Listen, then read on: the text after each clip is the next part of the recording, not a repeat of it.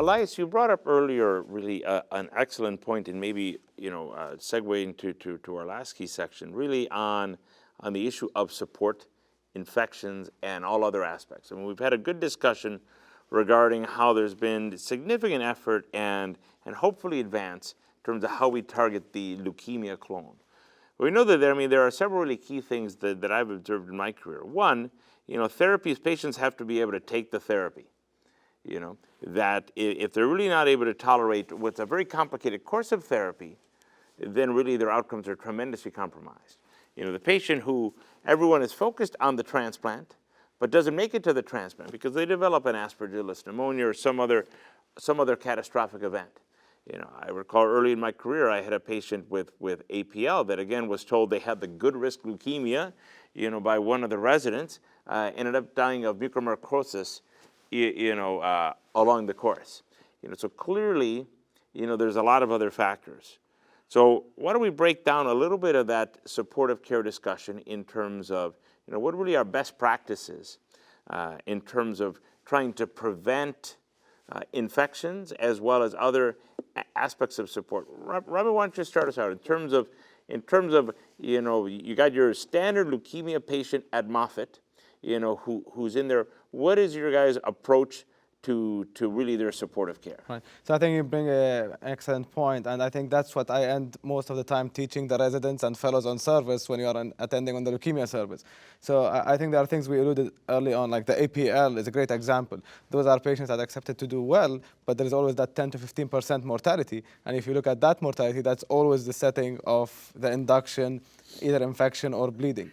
So I think we could break it into different things. So obviously, from the disease point itself, like obviously we have things like, we could have complications of leukostasis, high white count. So that's usually, needs some supportive care to control the counts. Some patients that come with leukostasis manifestations may need leukapheresis at the beginning. There are the bleeding issues, whether we are in DIC or not. So that's one aspect. And then there's obviously the supportive blood transfusions for patients, which is actually also a debatable point. When do you transfuse? What's the threshold for hemoglobin? Do you really need to transfuse every patient below 10 for platelets? There were some nice studies from the Canadian group presented on that. But then I think the major issue in patients with AML induction is the infection. So as obviously those patients are immunocompromised, and now we're introducing an intensive chemotherapy that causes mucositis. That's a recipe for getting infection. It's almost, I tell patients, I count on my hands the people that did not have fever. I doubt that there is nobody that doesn't get febrile neutropenia with intensive chemotherapy. So I think the prophylaxis is a key. And what we do standard is, actually triple coverage. So we'll do antibacterial coverage, we'll do antifungal and antiviral. Our infection disease group are actually aggressive. They will do even baseline CT scans, and they will repeat CAT scans earlier, sometimes based on presence of nodules. They will intervene and change the antifungal coverage based on that. And they've published some of that actually led to less diagnosis of invasive fungal infections. We culture those patients whenever they have fevers. We change the antibiotics accordingly. I think, we all look at the AML patients, and in my mind, sometimes like many of those patients are neutropenic for a while, and they are at risk of infections, but we've seen some improvement. And some of the improvement we've seen in management of those patients is maybe due to the newer antifungal agents, the better antibiotics we have that had reduced the rate of infections for those patients. It's always a challenge also for the fungal infections of those patients in terms of being certain that they have the infection or not. So many times we end treating a presumptive infection because you cannot take the risk. Elias, clearly you have vast experiences. I hear about the 5 leukemia services with 20 patients each on them at MD Anderson. What is your sense in terms of this burden of the infected patient? How much morbidity and mortality do we expect with that? How prevalent is that? Sure. First thing, I reiterate, I think leukemia patients should be treated by experts, should not be in the community.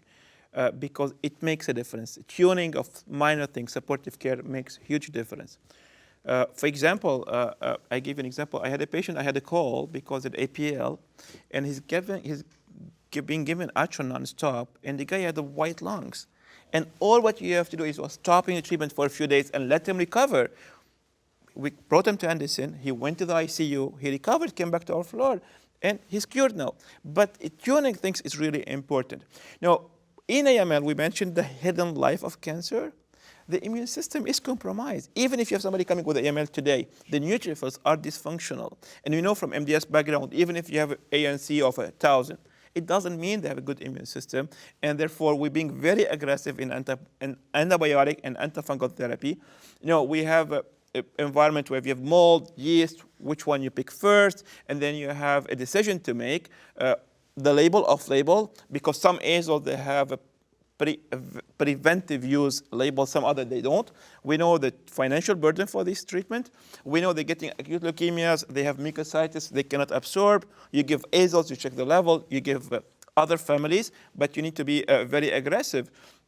I had a call as well one day at night. I have somebody with neutropenic fever going to a local EC, and the doctor is telling me, well, shall we wait for the culture to start antibiotic? Right. No, you don't. So empirically, we have been very aggressive with antibiotic, antifungal therapy, azoles.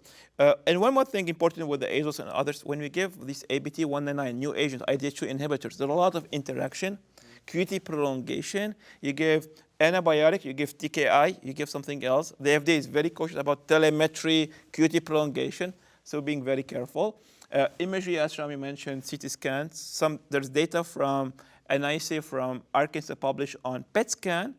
So we're really going beyond what the normal practice does in order to be preemptive, have a good treatment, especially that you mentioned most of our patients still do relapse. Sure. And when you go for transplant, I'm happy CR, but he had fungal pneumonia. What do? Delay transplant. Fine, delay transplant, and then guess what? Patient is progressing again. So having aggressive intervention and be like preemptive is really key for success.